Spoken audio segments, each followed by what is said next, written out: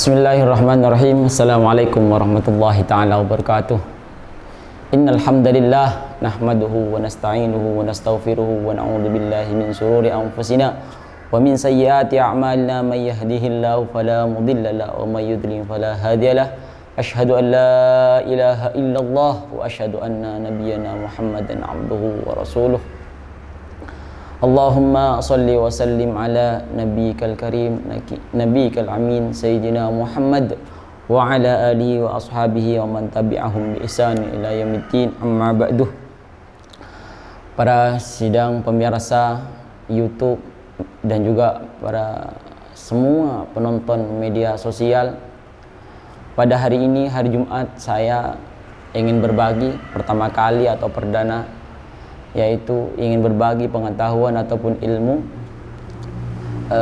yang saya pahami yang berkaitan dengan masjid atau dengan tempat-tempat yang Allah muliakan dan di sini dan Allah hinakan, yaitu tempat yang dimana di situ turunnya rahmat dan juga tempat itu yang Allah benci. Maka saya akan berbagi dari kitab yang disusun oleh Sayyidina Habib Umar, yaitu kitab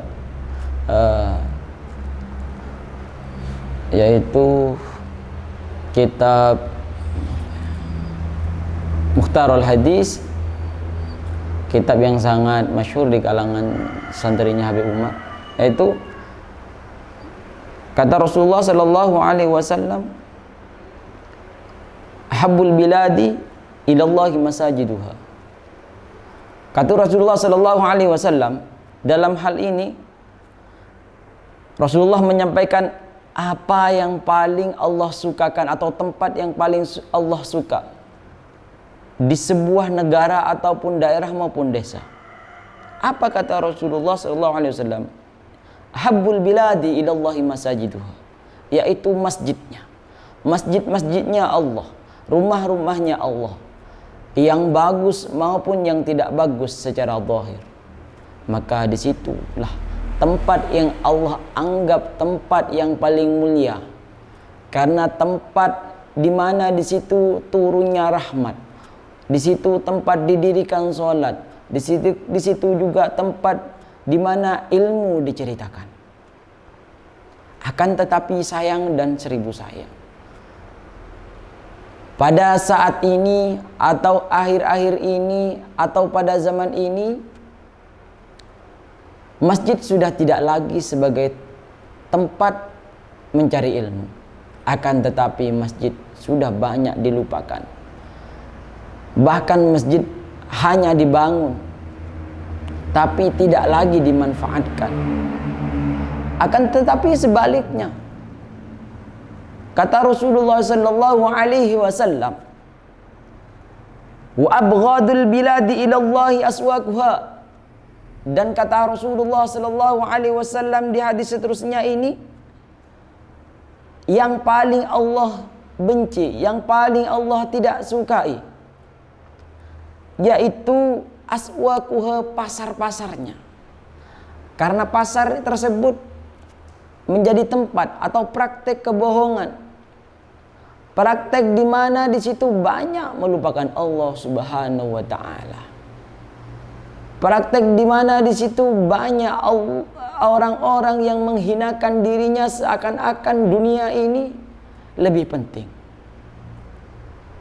Seperti contoh banyak kebohongan yang terjadi di masyarakat.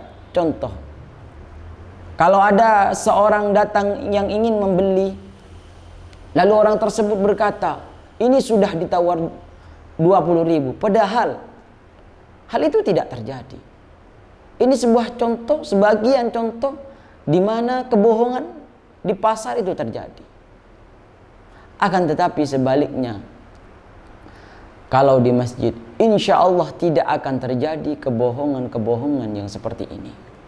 Maka saya pribadi sebagai hamba Allah, Al-Faqir, memesan atau mengajak untuk para pemuda dan semua lapisan masyarakat untuk sama-sama mengimarahkan masjid, meramaikan masjid, menjadikan masjid-masjid tempat di mana kita di situ kita bertemu, bertatap muka sesama muslim, bersalaman sesama muslim. Oleh karena itu saya kepada teman-teman mengajak dan selalu mengajak. Insya Allah semoga dengan ajakan ini kita semua akan bertemu di tempat yang mulia itu, masjid Allah Subhanahu wa taala. Akan tetapi dengan ilmu ini atau dengan penyampaian ini, saya tidak merasa saya lebih baik dari semua pemirsa ataupun teman-teman. Saya tidak pernah merasa lebih hebat, lebih alim, tidak. Tapi kaidah dalam hidup saya, minimal saya tidak mengajak keburukan kepada orang lain walaupun saya bukan orang baik, dan saya tidak menyampaikan keburukan walaupun saya bukan orang yang baik. Jadi penyampaian yang baik bukanlah berarti ataupun tanda saya adalah orang yang baik, tapi minimal masuk kata Rasulullah sallallahu alaihi wasallam, balligh anni walau ayah, sampaikanlah dari saya, dariku kata Rasulullah, walaupun satu ayat. Karena bisa jadi orang yang mendengar itu, kata Rasulullah, bisa lebih paham dan lebih mengamalkan dari orang yang menyampaikan.